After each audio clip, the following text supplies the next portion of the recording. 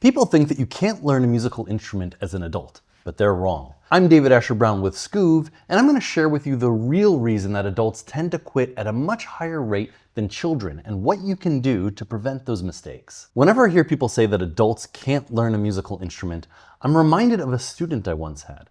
This student was in her late 80s, and at our very first meeting I asked her what her piano learning goals were, and she told me she had just one goal. It was to learn her and her husband's favorite piece of music on the piano so that she could surprise him at their wedding anniversary. And she did. In fact, if you think about it for a moment, most adults actually learn at a much faster pace than children, at least at the beginning. Imagine, for instance, that you had to teach an adult and a child how to do multiplication. Well, with the adult, it probably wouldn't take too long to get the hang of how to learn multiplication, assuming they didn't already know how to do that. But with a child, it would take a lot of time. You'd have to build these fundamentals and you'd spend a lot more time practicing. The same thing happens with music. Adults tend to learn much faster, especially at the beginning. Now, there is a difference in learning for sure, and children do have some advantages. If you imagine people who have learned a foreign language, children who learn foreign languages when they're very young usually don't have accents, but adults do. Similarly, in music, there are some things that come a little bit more naturally to kids, but that's not the reason that kids tend to stick it out at a much higher level than adults do. The first is unrealistic expectations. And if you remember how I was talking about adults picking up things much faster at the beginning, this unfortunately contributes to these unrealistic expectations. A lot of the times people think, well, I've already started to progress at a very fast rate at the very beginning, and then they start to imagine where they might be in a couple of months. The problem is that music also gets progressively more and more challenging as you go, and it's important to keep in mind that you are making progress even when you can't see it week to week. Anyone who's gone through a weight loss journey probably knows something similar. You're looking in the mirror every day and you're not seeing the kind of results that you had in mind. But when you run into someone that you haven't seen for a whole month, they do notice a difference because it's been a longer amount of time since they've seen you. The other major contributor is that kids actually want to quit just as much, if not even more, than adults. But the difference is when a child wants to quit learning a musical instrument, there is a built-in support network. There are parents, there are family members, there might be music teachers, there might be other friends or family who notice the progress. They encourage the child. They say, I know this might feel hard, but keep at it. You're making lots of progress, even if you're not seeing it day to day.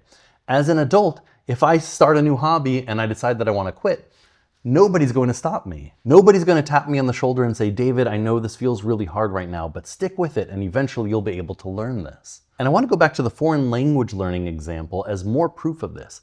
Think about how many adults in their lives try to learn foreign languages and how many fail. In my experience, which is completely anecdotal, what I've noticed is that the adults who have the highest success rate of learning a foreign language are the adults who don't have a choice. Either they're doing it for work, or they've relocated to another country. They've entered a situation where they absolutely need to learn that foreign language. If it's completely recreational and there's nothing to prevent you from stopping, then unfortunately there is a high chance that you're going to stop learning that foreign language. The good news is I'm going to share with you now how to prevent falling into these same traps, and it's actually pretty easy. Here's the first step. And this might seem like something that you don't want to do, but I'm going to stress that it's actually very, very important. Before you start learning piano, take a moment to sit with yourself and be honest and think about what your goals and expectations are.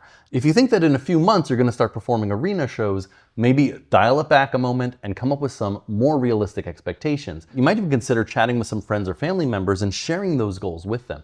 Get their feedback, see what they think, and most importantly, see if they might be able to be part of the journey with you by encouraging you along the way. And that brings me to my second tip. Make sure you have somebody in your life who is going to hold you accountable. Start the journey by sharing with them that you're going to be learning piano and that you would love to show them your progress along the way. Maybe there's an opportunity for you to just check in with them once a week or even once a month and perform for them a little bit.